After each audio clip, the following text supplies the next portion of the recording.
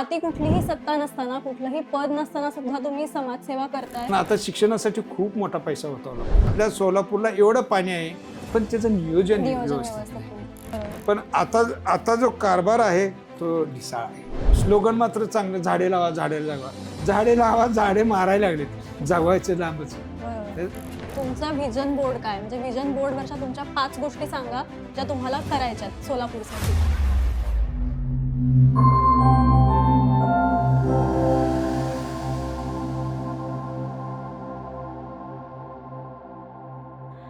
Untold Solapur presents सवाल जनतेचा या सिरीजमध्ये मी अदिती तुमचं सहर्ष स्वागत करते.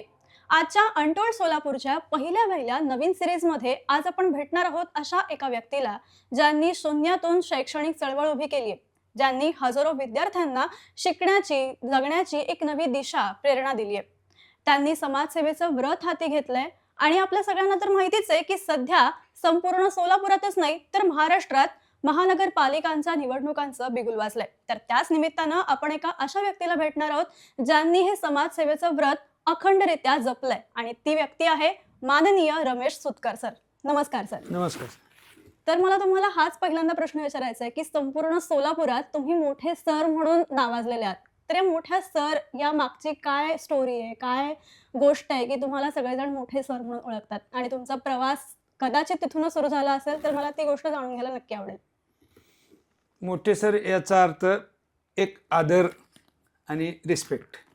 कारण माझ्या शाळेमधील बाकीचे इतर शिक्षक आहेत, त्या शिक्षकाच्या पेक्षा मी सर्वात मोठा आणि सुरुवात माझ्यापासून झाली, त्याच्यामुळं सर्व विद्यार्थी मला मोठे सर म्हणून ओळखतात. ओके. आणि ते आदर देतात. पण तुमचं म्हणजे तुमची कौटुंबिक पार्श्वभूमी कशी होती, तुमचं शिक्षण कसं, खूपच हालाकीच्या परिस्थितीतून तुम्ही उभ्या राहिलात, एवढे मोठे शिक्षक झालात आणि एवढ्या सगळ्या विद्यार्थ्यांना तुम्ही घडवलंय, तर तो प्रवास कसा होता? म्हणजे तुमच्या शिकण्याची चळवळ, तुम्ही एक चळवळ उभी केली, पण तुमच्या शिकण्याचा प्रवास कसा होता, तिथून तुमची जर्नी सांगा. माझा शिक्षणाचा प्रसारमध्ये आमच्या घरी बिलकुल शिक्षण नाही. आई वडील शेतमजूर, घरी थोडी बहुत शेती होती, पण दुसऱ्याची शेतमजुरी करण्यामध्ये आयुष्य गेलेले आई वडील. वडिलांनी मला शाळेत घातलं. शाळेत घातल्यानंतर फक्त 1ली ते 2री एक शाळा झाली, त्याच्यानंतर 3री 4थी ग्रामीण भागात शाळा झाली आणि परत 4थी परत दुसऱ्या गावी शाळा झाली आणि 4थीला असताना वेगवेगळ्या अशा 4-5 शाळा बदलण्यात आल्या वर्षामध्ये. आणि मग तिथून 4थी पास झाल्यानंतर मी मॉडेल विविधांगी प्रशालेमध्ये माळीनगरला 5वी पास झालो. तिथून परत एकदा माळेवाडी म्हणून माळशिरस तालुक्यात अकलूजजवळ गाव आहे, त्या गावामध्ये 6वी पास झालो जिल्हा परिषदच्या शाळेतून. आणि त्या जिल्हा परिषदेच्या शाळेतून पुन्हा विजय विद्यार्थी वसतिगृह अकलूज या वसतिगृहात माझ्या वडिलांनी पहिलं प्रवेश केला आणि त्याच्यानंतर माझ्या शिक्षणाला म्हणजे लगातार सुरुवात झाली. मग 7वी ते 12वी मी महर्षी शंकरराव मोहिते प्रशाला यशवंतनगर अकलूज तालुका माळशिरस या ठिकाणी माझं शिक्षण झालं. 12वी नंतर थोडा गॅप झाला. त्याच्यानंतर 2 वर्ष 82पर्यंत परत पुणे या ठिकाणी थोडे दिवस सर्व्हिस केली, नोकरी केली. नोकरीनंतर 1981ला मी सोलापूरमध्ये आलो. ओके. आणि सोलापूरला आल्यानंतर जो आमचा भाग आहे, परिसर आहे, तो माजी गुन्हेगार जमातीचा भाग. त्या ठिकाणी शिक्षणाला बिलकुल महत्त्व नव्हतं, परंतु त्या ठिकाणी शिक्षणाची आवश्यकता होती. नवीन झोपडपट्टी उभा राहिली होती. 1978 पासून त्या ठिकाणी झोपडपट्टी चालू झाली होती आणि मी गेल्यानंतर त्या झोपडपट्टीचा उदय आणि मग त्या ठिकाणी अशा झोपड्या, दारूधंदे, जुगार अड्डे किंवा इतर अवैध धंदे असायचे, पण शिक्षणाचा गंध नसायचा. मग त्या ठिकाणी मी शिक्षण असं अचानक गेल्यानंतर माझ्या एका म्हणजे रिलेटिव्हचा किंवा माझ्या भावकीत हातभट्टी दारूधंदा त्यांनी पण चालू केलेलं होतं. मग त्या दारूधंद्यावर माझ्या भावाला शिव्या दिल्यानंतर एक जण शिव्या देत त्याला भांडण चालू झालं. त्या भांडणाचं रूपांतर मला ते सहन झालं नाही. मग त्या आणि तो भांडणारा स्थानिक दादा होता.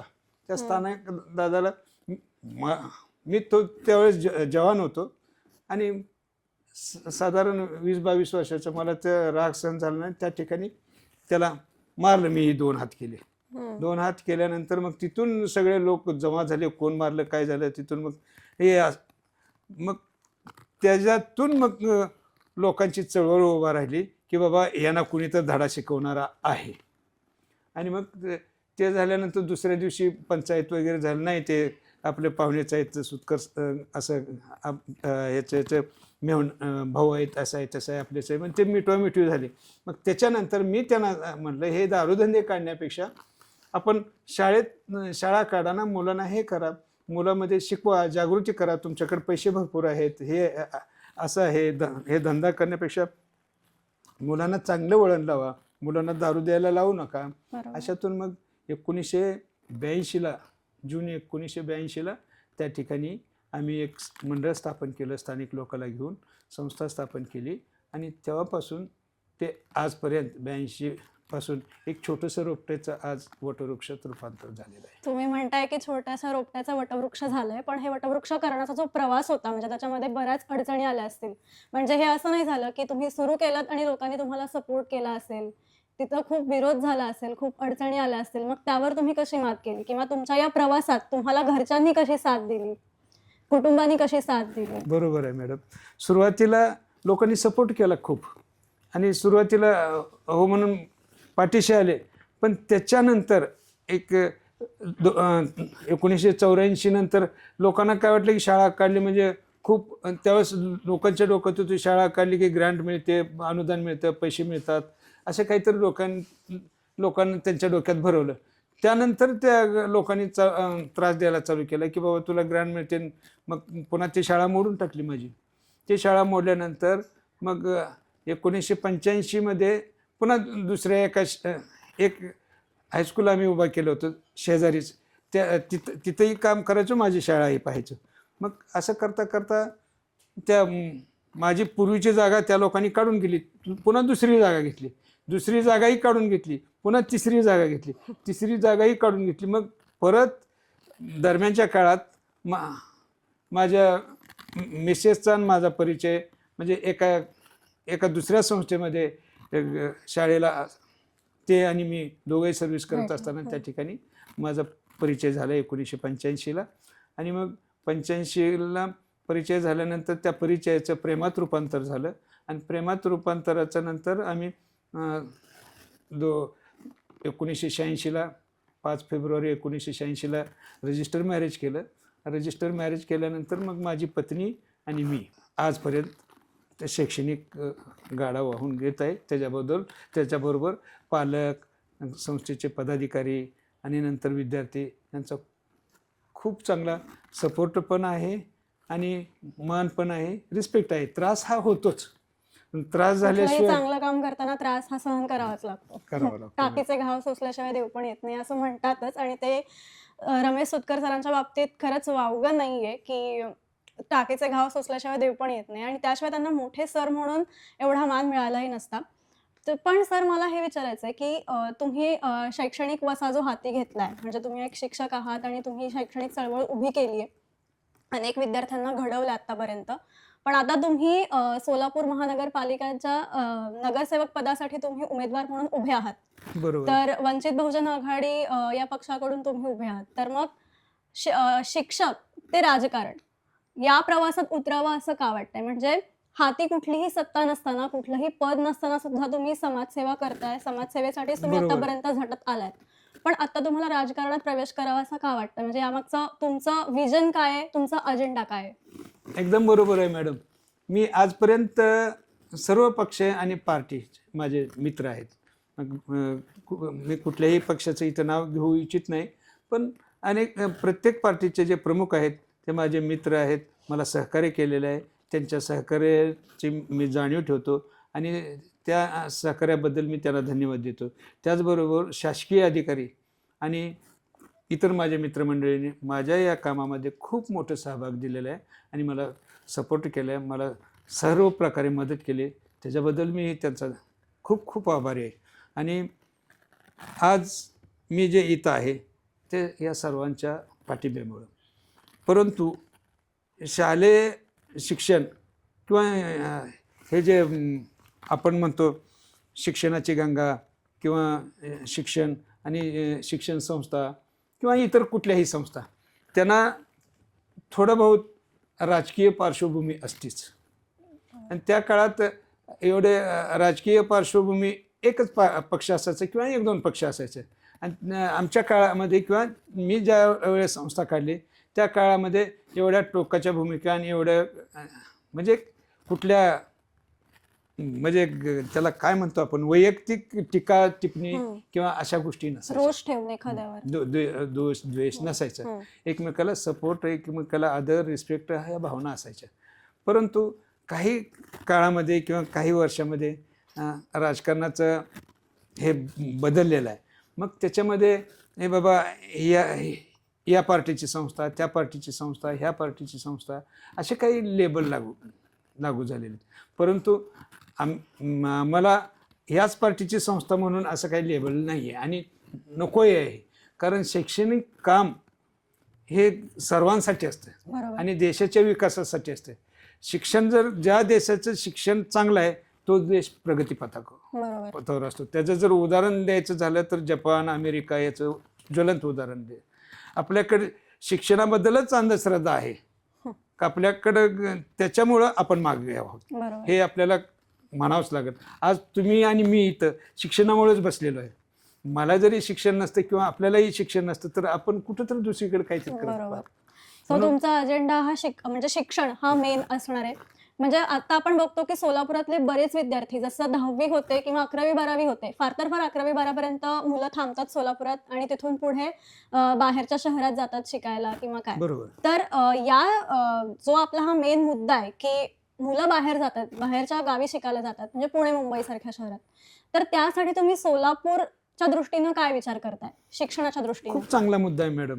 कारण काय, आज माझेच विद्यार्थी, मग त्यात माझी कन्या सुद्धा उच्च सुशिक्षित आहे. ती कॉम्प्युटर सायन्समध्ये मास्टर आहे आणि तिला युनिव्हर्सिटीमध्ये प्रेझेंट पण आहे, रँक पण आहे. त्याचबरोबर माझा दुसरा मुलगाही PhD करतो, तोही रँकर आहे. माझा पहिला मुलगा तो MA BEd आहे, तोही रँकरच आहे. आणि हे सगळे जे झालंय ते शिक्षणामुळे झाले. परंतु आता हे सगळेचे सगळे आता माझे व्यवस्थित आपलं आपलं काम करतात.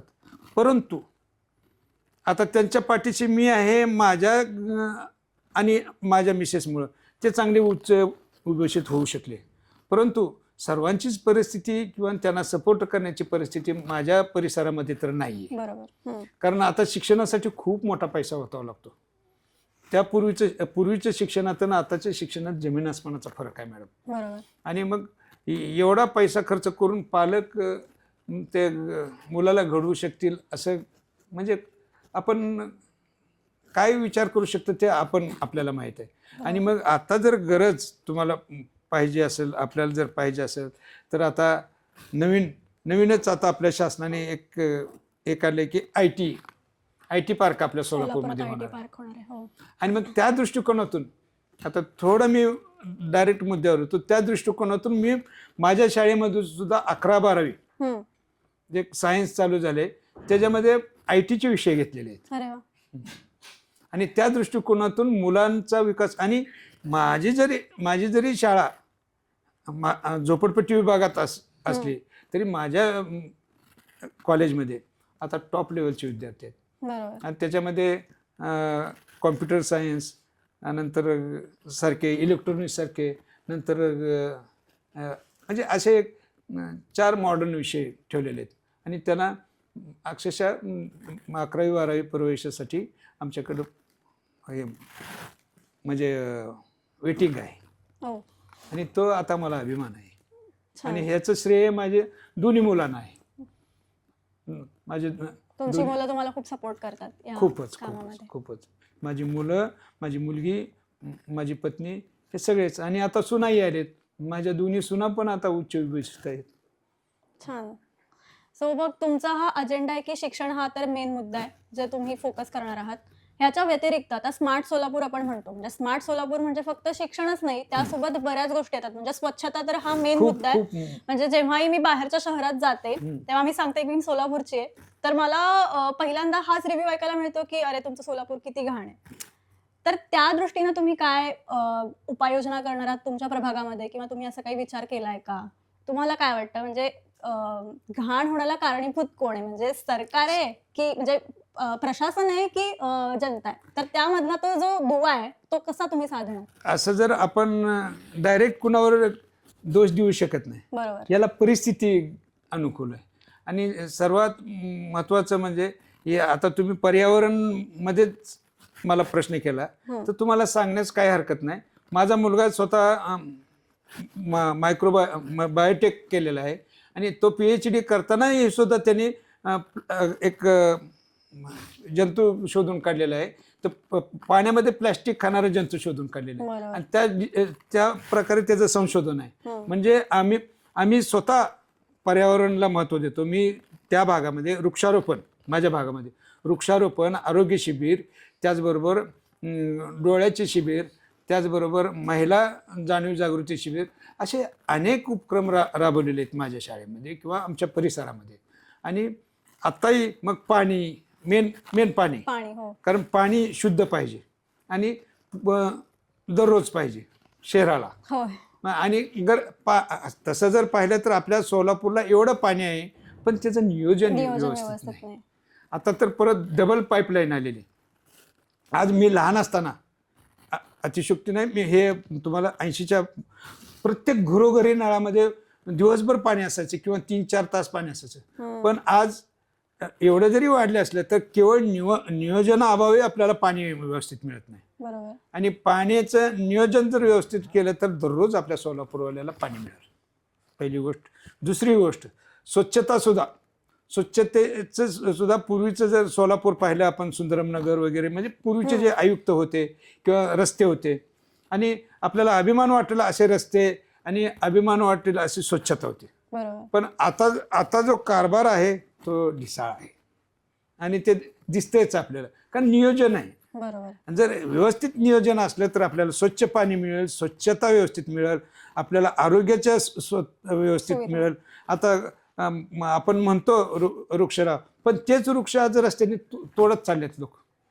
ते झाड ठेवून जर बाकीचे काही सुधारणा करता येईल किंवा त्याच्या बाजूने रस्ता करता येईल तर केले पाहिजे. परंतु आता सर्रास झाड तोडण्याच्या ज्या गोष्टी घडतात त्या चुकीच्या आहेत. बरोबर. आणि म्हणायचं पण प्रत्यक्षात कृती मात्र वेगळी आणि स्लोगन मात्र चांगलं, झाडे लावा, झाडे जगवा. झाडे लावा, झाडे मारायला लागलेत, जगवायचं लांबच. ते मला थोडं वाईट वाटतं. आज तर तुम्ही आमची शाळा पाहिली, छोटीशी शाळा आहे, पण त्या शाळेत सुद्धा तुम्ही जर आला तर तुम्हाला सगळ्या प्रकारची झाडं वगैरे पाहायला मिळेल. तुमच्या शाळेचं नाव कळू शकेल? माझ्या शाळेचं नाव सम्राट अशोक युवक मंडळ, पहिलं संस्थेचं नाव, आणि संस्थेनंतर सम्राट अशोक मराठी विद्यालय, सम्राट अशोक बालक मंदिर, यशोधरा प्रशाला, यशोधरा ज्युनियर कॉलेज, अशा प्रकारचे आता 4 युनिट. आणि त्याचबरोबर आता यशोधरा हे बालसेविकाचं प्रशिक्षण केंद्र आम्ही काढलेलं आहे. एवढे युनिट आता. या सगळ्या मराठी माध्यमातल्या शाळा आहेत? या सगळ्या मराठी माध्यमातल्या शाळा आहेत. सुरुवात माझी इंग्लिश मिडियममधून झाली. मी 1987ला सम्राट अशोक इंग्लिश मिडियम शाळा काढली, परंतु झोपडपट्टी विभाग असल्यामुळे त्या ठिकाणी ते चालू शकले नाही. ते चालू शकले नाही म्हणून ती शाळा मी एका नेत्याला देऊन टाकली. मग त्या नेत्यांचंही माझ्याकडची वक्रदृष्टी कमी झाली. कारण अशाही अनेक गोष्टी झालेल्या आहेत मॅडम. आणि याच्यातून आज आपली वाटचाल चालू आहे. तुम्ही मला मुलाखतीसाठी बोलवलं आणि चांगल्या प्रकारे मुलाखत घेतात, मला आनंद झाला. धन्यवाद. माझा फक्त एक शेवटचा प्रश्न आहे की एक भावी नगरसेवक म्हणून तुमचा व्हिजन बोर्ड काय? म्हणजे व्हिजन बोर्डवरच्या तुमच्या 5 गोष्टी सांगा ज्या तुम्हाला करायच्यात सोलापूरसाठी, तुमच्या प्रभागात. सोलापूरसाठी तर बरेचसे काही करण्याची इच्छा आहे, परंतु 5 मेन गोष्टी. मेन 5 गोष्टी तर पहिलं पाण्याचं तर सांगितलंच मी. बरोबर. दररोज पाणी मिळालं पाहिजे, दररोज स्वच्छता मिळाली पाहिजे. स्वच्छता हे प्रत्येक वार्ड वाईज आता घंटागाड्या आहेत, हम्म. पण त्या घंटागाड्याही वेळेवर आल्या पाहिजे. दररोजच्या दररोज जर घंटागाड्या आल्या तर अस्वच्छ सोलापूर राहणार नाही. बरोबर. त्याचं नियोजन व्यवस्थित पाहिजे. त्याचबरोबर आज ज्या महापालिकेच्या शाळा आहेत किंवा महापालिकेच्या जागा, त्या शाळेची अवस्था दुरावस्था झालेली आहे. त्या शाळेकडे सुद्धा व्यवस्थित लक्ष दिलं पाहिजे आणि त्या शाळा चालल्या पाहिजेत. बरोबर. त्यात मराठी शाळेला प्रोत्साहन हे असलंच पाहिजे. आणि मराठी शाळा जगली तर आपण आपली अस्मिता आहे. होय. आज आम्ही सुद्धा मराठी शाळेत हे बहुतेक आपण सुद्धा सगळे मराठी शाळेतून आलो आणि म्हणून मराठी येतं म्हणून इंग्लिश येणार नाही असे काही गोष्टी नाही आहेत. होय. तर सर, तुम्ही प्रभाग क्रमांक 22 साठी आता उमेदवार म्हणून उभे आहात. हो. तर त्या प्रभागातल्या तुमच्या त्या लोकांच्या मुख्य समस्या काय आहेत, त्यावर तुम्ही कसा तोडगा काढणार आहात? या प्रभागात विशेष करून मागासवर्गीय, मुस्लिम आणि भटक्या विमुक्ताच्या लोकसंख्या जास्त आहे आणि त्यांचा विकास करण्यासाठी माझं मोलाचं योगदान आहे हे त्यांना ज्ञात आहे किंवा माहीत आहे. आणि मी ज्यावेळेस प्रचाराला जातो त्यावेळेस त्यांचा चेहरा सांगतो की सर तुम्ही बरं केलं उभं राहिला आणि तुमच्यामुळं आमचा अजून विकास होईल, त्यामुळं तुमची आम्हाला गरज आहे. पण त्यांच्या सध्या समस्या काय आहेत? त्यांच्या समस्या ह्याच स्वच्छता, पाणी, आरोग्यसेवा या प्रमुख समस्या आहेत. त्याचबरोबर रोजगार. बरोबर. रोजगार आता बरेचशी मुलं शिकलेली आहेत परंतु इथं सोलापूरमध्ये रोजगार मिळत नाही म्हणून पुण्याला बाहेर जातात. स्थलांतर झालेले. मग त्यात अनेक मुलं आहेत. ह्या प्रमुख समस्या आहेत आणि त्या प्रमुख समस्याच आपल्याला हायलाईट करायची इच्छा आहे. सर, तुम्ही शिक्षण क्षेत्रात एवढं काम केलंय, तर आता एवढं काम केल्यानंतर पण निवडणूक लढवण्याची गरज का वाटते तुम्हाला? या प्रभागाचा विकास व्हावा, प्रभागामध्ये शैक्षणिक सुविधा, वृद्धांसाठी वृद्धाश्रमाच्या सारखं म्हणजे वृद्धासाठी बाग किंवा लहान मुलासाठी खेळण्यासाठी बाग, पुन्हा आमचा भाग हा कबड्डीप्रेमी भाग आहे. हो. आणि आमच्या भागामधूनच कबड्डीचे राष्ट्रीय स्तरावर आणि आंतरराष्ट्रीय स्तरावर खेळाडू झालेले आहेत आणि त्याच्यातून अनेक खेळाडू हे पोलीस डिपार्टमेंटमध्ये पोलीस आहेत, PI इन्स्पेक्टर, उपायुक्तपर्यंत जाऊन पोचलेले आहेत आणि त्याचा आम्हाला अभिमान आहे. त्याचबरोबर त्या कबड्डीच्या प्रोत्साहनासाठी आणि त्यासाठी प्रभागामध्ये मोठी सुधारण्यासाठी त्याला ग्राउंड तसं पाहिजे. त्याचबरोबर मुलांसाठी खेळण्यासाठी वेगवेगळे ग्राउंड, आमच्याकडे क्रीडांगण मोठं व्हावं. आमच्याकडे जागा आहेत, सेटलमेंटच्या भागामध्ये भरपूर अशी शासकीय जागा आहे, त्या ठिकाणी मोठं क्रीडा संकुल उभा करण्यात यावं. त्या दृष्टिकोनातून प्रयत्न करू वाटतो. शैक्षणिक बरोबर क्रीडा विकास आणि आरोग्य विकास. त्याचबरोबर आमच्या भागामध्ये एक मोठा दवाखाना नाही आहे, एक छोटा दवाखाना तो पूर्वीपासून आहे, तो फार अपुरा पडतो.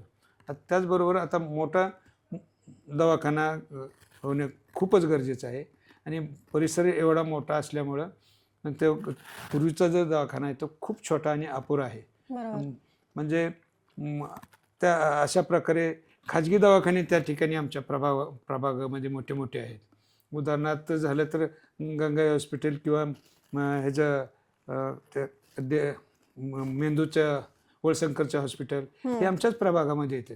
तशाच प्रकारे सोयी आमच्या महानगरपालिकेतर्फे जर करता आल्या तर खूप चांगलं होईल आणि त्या दृष्टिकोनातून प्रयत्न करू वाटतो. चांगलं आहे. म्हणजे तुमचा अजेंडा हा फक्त अन्न, वस्त्र, निवारा एवढाच नाही, तर ह्याच्या पलीकडे जाऊन शिक्षण, आरोग्य, त्याच्यासोबत मनोरंजनाची साधनं उपलब्ध करून देणं आणि एवढंच नाही तर जे खेळाडू आहेत त्यांना राष्ट्रीय, आंतरराष्ट्रीय लेवलपर्यंत तुम्हाला घेऊन जायचं आहे. सो थोडक्यात सोलापूरचं नाव हे आंतरराष्ट्रीय लेवलपर्यंत आता पोहोचणार आहे, एवढं नक्की झालंय. माझा एक शेवटचा प्रश्न आहे की तुम्ही एक समाजसेवक म्हणून निवडणूक लढवतायत किंवा लोकांनी तुमच्याकडे एक समाजसेवक म्हणून बघावं की एक शिक्षक म्हणून? मला शिक्षक होणेच आवडतंय, परंतु शिक्षकाबरोबर समाजसेवा ही खूप गरजेची आहे. आणि आजपर्यंतचे पूर्वीचे जर पाठीमागं पाहिलं तर राधाकृष्णन देशाचे राष्ट्रपती हे पण एक शिक्षकच होते. बरोबर. आणि त्याचबरोबर अनेक शिक्षक आणि शिक्षकांच्या योगदानामुळं आपला देश घडलेला आहे. आणि शिक्षक हा मला अभिमानाचं म्हणजे माझा अभिमान वाटतो. त्याचबरोबर समाजसेवा हे माझ्या रक्तात आहे. नक्कीच. ते तुमच्या कामातूनच दिसतंय की समाजसेवा तुमच्या रक्तातच आहे आणि ती तुम्ही पद नसतानाही करून दाखवताय. सर, तुम्ही निवडणूक लढवण्यासाठी वंचित बहुजन आघाडी हाच पर्याय का निवडलाय? त्यालाही कारण आहे मॅडम.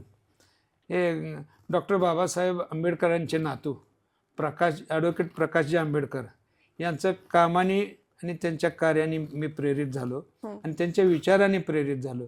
सध्या त्यांचं संविधान बचाव हे खूप मोठं त्यांचं काम आहे आणि त्यांच्या कामाला देशामध्ये तोड नाही. आणि त्यांचे विचार, त्यांचं काम आणि त्यांनी आत्तापर्यंत मागासवर्गीय, मुस्लिम सर्व समाजासाठी जसं डॉक्टर बाबासाहेब आंबेडकरांचं जसं काम आहे तसंच प्रकाश आंबेडकरांचं काम आहे, तसेच त्यांचा मुलगाही सुजित आंबेडकरांचं सुद्धा काम त्याच प्रकारे चालू आहे.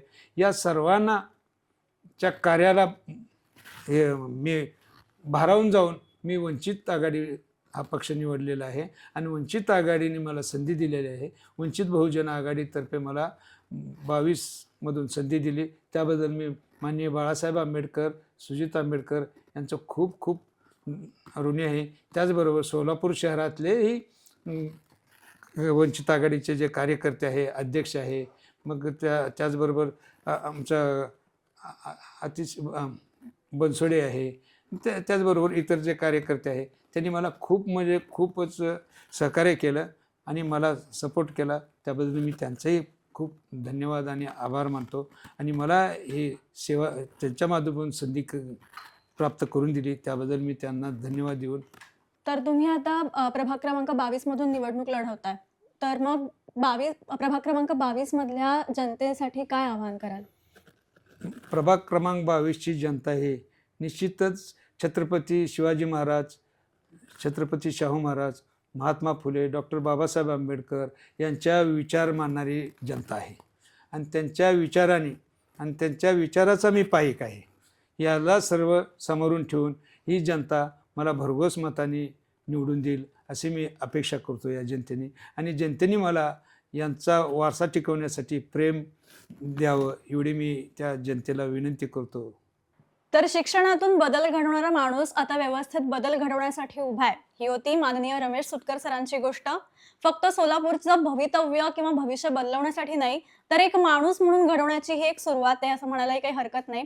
तर हा भाग तुम्हाला कसा वाटला ते आम्हाला कमेंट करून नक्की सांगा आणि हा व्हिडिओ जास्तीत जास्त लोकांपर्यंत शेअर करायला विसरू नका. धन्यवाद.